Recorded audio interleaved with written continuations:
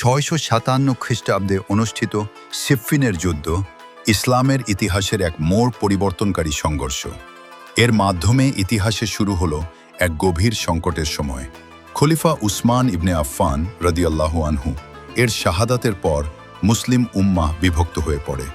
এই কঠিন পরিস্থিতিতে হজরত আলী রাদিয়াল্লাহু আনহু খলিফা নির্বাচিত হন, কিন্তু সবাই এই সিদ্ধান্ত মেনে নেননি। বিশেষ করে সিরিয়ার গভর্নর মুয়াবিয়া ইবনে আবি সুফিয়ান রাদিয়াল্লাহু আনহু। তিনি দাবি করেন উসমান রাদিয়াল্লাহু আনহু এর হত্যাকারীদের দ্রুত বিচার করতে হবে। অন্যদিকে আলী রাদিয়াল্লাহু আনহু মনে করতেন প্রথমে পরিস্থিতি স্থিতিশীল করা জরুরি, তারপর বিচার কার্যক্রম পরিচালনা করা সম্ভব হবে। এই মতপার্থক্য ধীরে ধীরে সংঘর্ষে রূপ নেয়। অবশেষে দুই পক্ষের সেনাবাহিনী মুখোমুখি হয় ইউফ্রেটিস বা ফোরাত নদীর তীরে সিফফিন নামক স্থানে।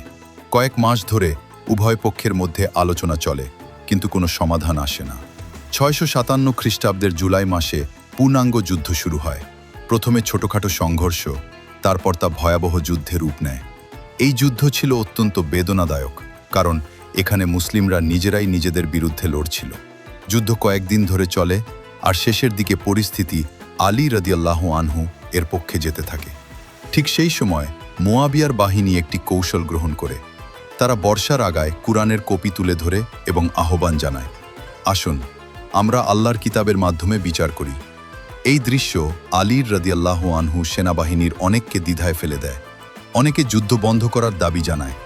পরিস্থিতির চাপে আলী রাদিয়াল্লাহু আনহু যুদ্ধ থামাতে বাধ্য হন। এরপর শুরু হয় সালিশ প্রক্রিয়া। আলী রাদিয়াল্লাহু আনহু এর পক্ষ থেকে নির্বাচিত হন আবু মুসা আল আশারি রাদিয়াল্লাহু আনহু, আর মুয়াবিয়ার পক্ষ থেকে আমর ইবনে আল আস। কিন্তু এই সালিশ প্রত্যাশিত ফল দেয়নি, বরং এটি আরও বিভক্তি সৃষ্টি করে। আলীর রাদিয়াল্লাহু আনহুর কিছু অনুসারী এই সিদ্ধান্ত মেনে নেয়নি। তারা বলেছিল বিচার শুধুমাত্র আল্লাহর। এই দলটি পরবর্তীতে পরিচিত হয় খারিজি নামে। সিফিনের যুদ্ধের পর মুসলিম উম্মাহ আর আগের মতো ঐক্যবদ্ধ থাকেনি। এটি শুধু একটি যুদ্ধ ছিল না, এটি ছিল রাজনৈতিক, ধর্মীয় এবং সামাজিক বিভক্তির সূচনা। এই যুদ্ধ আমাদের একটি গুরুত্বপূর্ণ শিক্ষা দেয়। মতভেদ যখন সংলাপের মাধ্যমে সমাধান হয় না, তখন তা সংঘর্ষে রূপ নেয়, আর সেই সংঘর্ষের সবচেয়ে বড় ক্ষতি হয় ঐক্যের। সিফিনের যুদ্ধ আজও ইতিহাসে একটি সতর্ক বার্তা হয়ে রয়েছে।